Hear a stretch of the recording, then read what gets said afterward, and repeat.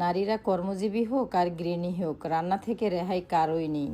যে যে অবস্থানেই থাকুক না কেন, রান্নার তদারকি কিন্তু ঠিকই করতে হয়। আর যত মজাদার খাবারই হোক না কেন, প্রতিদিন কিন্তু একই খাবার ভালো লাগে না। একটা রান্নার স্বাদ আনার জন্য প্রত্যেকটা গৃহিণীর আপ্রাণ চেষ্টা থাকে, তারপরেও স্বাদের তারতম্য হয়। রান্না কিন্তু নিঃসন্দেহে একটা আর্ট।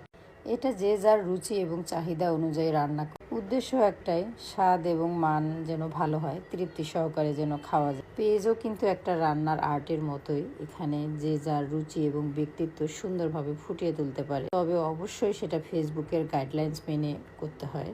যখন কেউ পেজ বা প্রোফাইল নিয়ে প্রফেশনালি কাজ করে, তখন সবার উদ্দেশ্য থাকে এখান থেকে সাকসেস হওয়া। আর সাকসেস মানেই হলো এখান থেকে ইনকাম করা।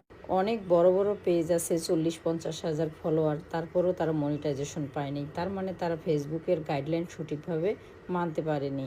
আর কন্টেন্ট ক্রিয়েটর হতে গেলে এর ফুল মিনিংটা জেনেই এখানে কাজ করতে হয়। একই রকম পোস্ট যেখানে কোনো শেখার কিছু নেই, এরকম পোস্ট দিয়ে কখনো অডিয়েন্স ধরে রাখা যায় না। তেমনি মেয়েটাও কিন্তু বোঝে এখানে কোনো ক্রিয়েটিভিটি নেই। প্রত্যেক মানুষের ভিতরে ট্যালেন্ট বা ক্রিয়েটিভিটি থাকে, কেউ প্রকাশ করে আনতে পারে, কেউ এটা পারে না। তবে চেষ্টা করলে কোনো কিছুই অসম্ভব না। কাউকে হিংসা করে এ পারে ও পারে এইসব চিন্তাভাবনা বাদ দিয়ে আমি কি পারি, এটাই হলো মূল বিষয়। অন্যকে অনুকরণ না করে অন্যের মাঝে ভালো কি আছে এই জিনিসটাকে ক্যাপচার করে নিজের সম্পূর্ণ ক্রিয়েটিভিটি দিয়ে ভালো কিছু অবশ্যই করা যায়।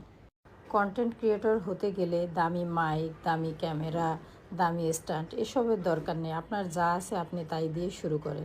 আপনার যদি কোনো বিষয়ে শেখার আগ্রহ থাকে, আপনার যদি ন্যূনতম কোনো ট্যালেন্ট বা ক্রিয়েটিভিটি থাকে, ওইটুকুই পুঁজি করে কাজে লাগান।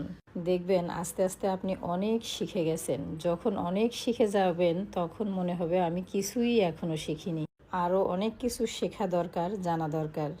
আপনার যদি সত্যি কন্টেন্ট ক্রিয়েশনে কাজ করার ইচ্ছা থাকে, তাহলে কখনোই ভাববেন না আরও আগে কেন করিনি, আমার অনেক বয়স হয়ে গিয়েছে, আমি কি পারবো। এসব চিন্তা বাদ দিয়ে মাথায় একটা জিনিস সেট করে নেন, সবাই যদি পারে আমি কেন পারবো না। আপনি যদি কোনো জিনিস সুন্দরভাবে তুলে ধরতে পারেন বা এক্সপ্লেন করতে পারেন, তাহলে আপনিই পারবেন কন্টেন্ট ক্রিয়েশন করতে। তবে ইদানিং অন্যের দেখেই কাজ করার প্রতিযোগিতাটা বেশি হয়ে গেছে। পরিশ্রম করে কেউ কোনো কিছু ক্রিয়েট করতে চায় না। প্রতিদিনে একই রকম post, good morning, good evening, good afternoon, good night, এক সকালে 2বার গুড মর্নিং, এক রাত্রে 2বার গুড নাইট। এভাবে কিন্তু আপনার অডিয়েন্স ধরে রাখতে পারবেন না। কথাগুলো কারোর সাথে মিলে গেলে আমি আগেই সরি বলে নিচ্ছি।